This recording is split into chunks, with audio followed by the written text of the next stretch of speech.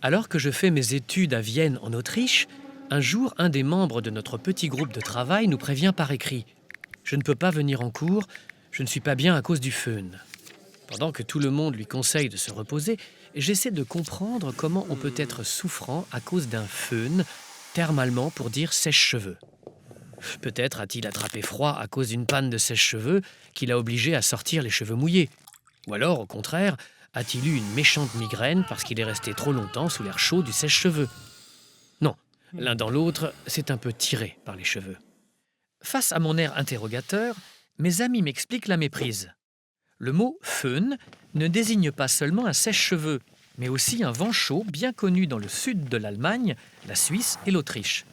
C'est un phénomène météorologique qui apporte au milieu de l'hiver une douceur soudaine accusée de tous les maux. Migraine, insomnie, dépression, accident. Certains disent même que le föhn peut rendre fou.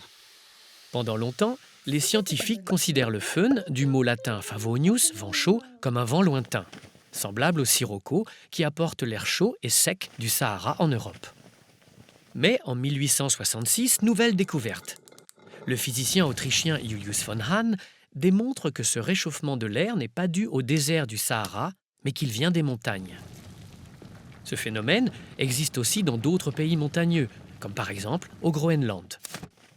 Les météorologues du monde entier utilisent d'ailleurs le mot allemand pour parler d'effet de föhn.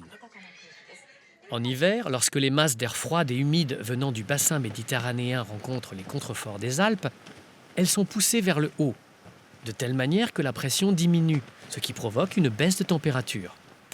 L'humidité dans l'air se condense alors, des nuages se forment et donnent des précipitations de pluie ou de neige.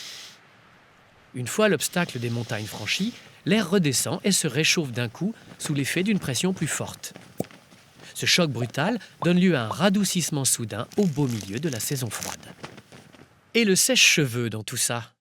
Eh oui, c'est bien ce vent qui lui a donné son nom. L'objet a d'ailleurs été inventé par un coiffeur français vers 1880 et s'appelle d'abord Haartrockner, traduction littérale de sèche-cheveux. Ce n'est qu'en 1909 que la société berlinoise Sanitas dépose la marque Föhn, sans le H, pour marquer la différence avec le vent.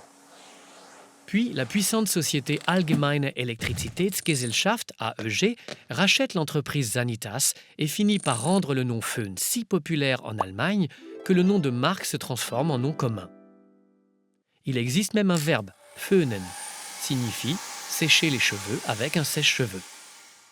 La différence dans l'écriture du vent Föhn et de l'objet Föhn a disparu avec la grande réforme de l'orthographe allemande de 1996.